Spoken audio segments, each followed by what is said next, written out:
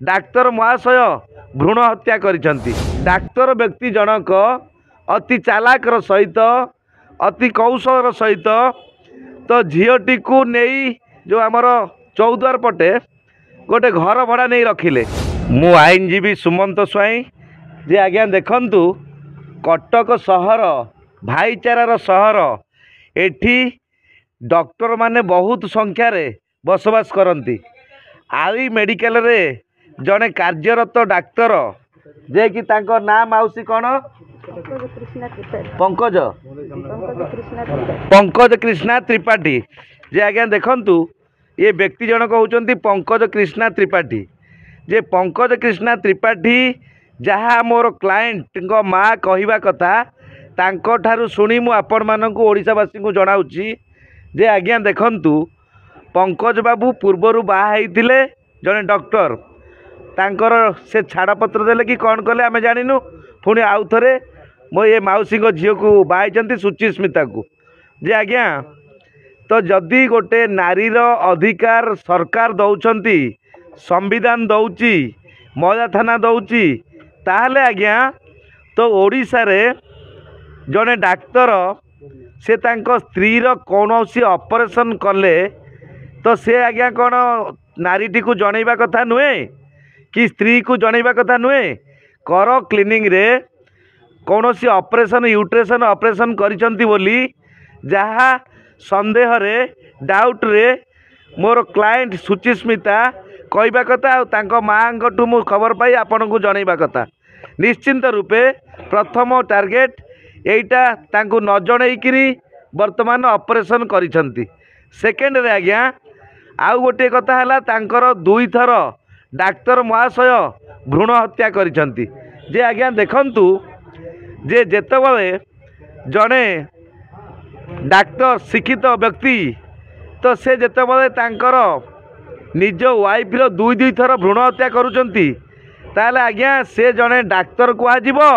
ना तांकू जड़े आतंकवादी कुआजिबो। तेणु शिक्षित लोक मैंने जदि यही भाई कार्य करेंगे तांको पाई आईन दंड निश्चिंत अच्छी। से वर्तमान आउ गोटे कथा है जे झीटी सरल स्वभावर होइतिबारु डाक्तर व्यक्ति जनक अति चालाकर सहित अति कौशल सहित तो झीटी को नहीं शंकरपुर पटे सरी जो आमर चौद्वार पटे गोटे घर भड़ा नहीं रखिले। कहले आमे आम निज घरे रहिबानी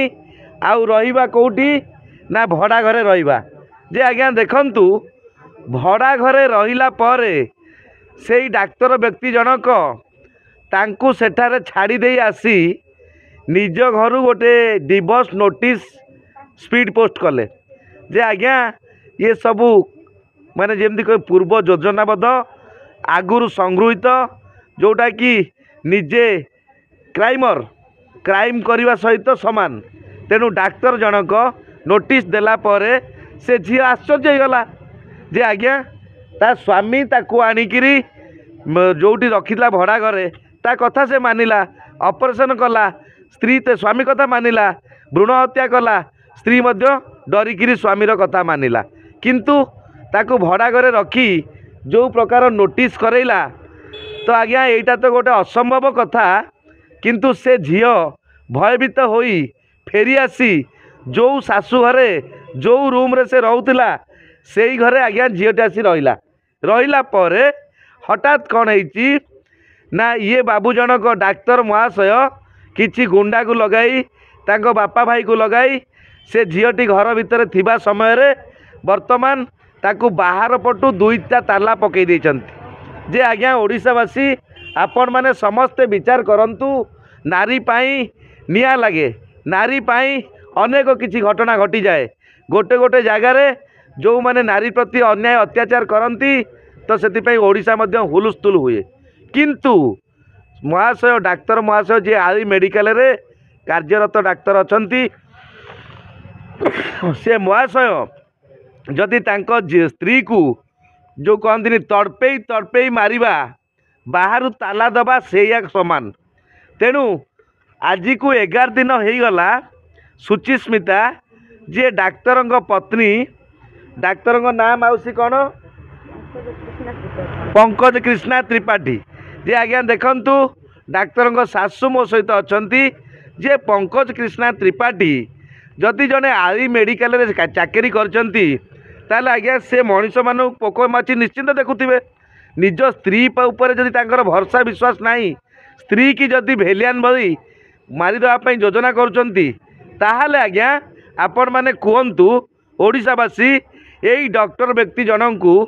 कौ दंड मिलवा दरकार कौ जेल रहा दरकार कि देशरू तड़ीपार करिया दरकार कि डॉक्टर टीम भितर आपको ब्लैकलिस्ट करिया दरकार। तो स्वास्थ्य मिनिस्टर जी आमर वर्तमान नूतन सरकार रे स्वास्थ्य मिनिस्टर अछंती